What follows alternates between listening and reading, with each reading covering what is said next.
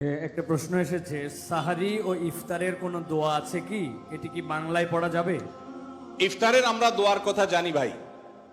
ইফতারের একটা কমন দোয়ার কথা আমরা জানি, আরেকটা দোয়া আছে আনকমন, যেটা আমরা জানি না। দুইটা দোয়া আমি বলছি। এক নম্বর হলো ইফতারের দোয়া, যেটা কমন আমরা জানি, সেটা হলো আল্লাহুম্মা লাকা সুমতু আলা রিজকিকা আফতারতু। এই দোয়ার অর্থ হলো, হে আল্লাহ, আপনার জন্য আমি সিয়াম সাধনা করেছি, রোজা রেখেছি, আর আপনার উদ্দেশ্যেই আমি ইফতার করেছি, অর্থাৎ আপনার নির্দেশের পালনার্থে আমি ইফতার করেছি।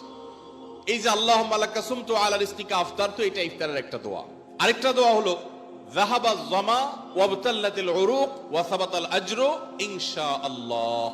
যাহাবা যামা মানে আমার পিপাসা দূর হয়ে গেছে, ওয়াবতাল্লাতিল উরুক আমার শিরা উপশিরাগুলো সব সিক্ত হয়ে গেছে, ওয়া সাবাতাল আজরু ইনশাআল্লাহ এবং আল্লাহ চাহেন তো এই রোজার বিনিময় আমার জন্য অবধারিত হয়ে গেছে। এই যে দোয়া ইফতারের, এটা কি ইফতারের আগে করবেন, না মাঝখানে করবেন, না শেষে করবেন? কি বলেন, ইফতারের আগে না শেষে? যারা যারা আগের পক্ষে তারা হাত তোলেন। মাশাআল্লাহ, বহু লোক। ভাইরা আমার, এই দোয়া ইফতারের পরে করবেন, আগে না। অনেকেই এই ভুলটা জানেন, অনেকে মনে করেন যে আগেই করতে হয়, আগে না। ইফতারের দোয়া কখন করবেন?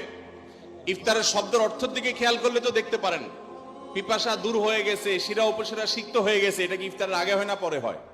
তাহলে আল্লাহুম্মা লাকা সুমতু আলা রিজকিকা আফতারতু, আল্লাহ তোমার জন্য রোজা রাখলাম, তোমার রিজিক দিয়ে ইফতার করলাম, এটা কি আগে না পরে? পরে। অতএব এটা ইফতারের পর। তাহলে ইফতারের শুরুতে কি পড়বেন? বিসমিল্লাহ। বিসমিল্লাহ বলে যে কোনো খাবার খান, ইফতারও খাবেন।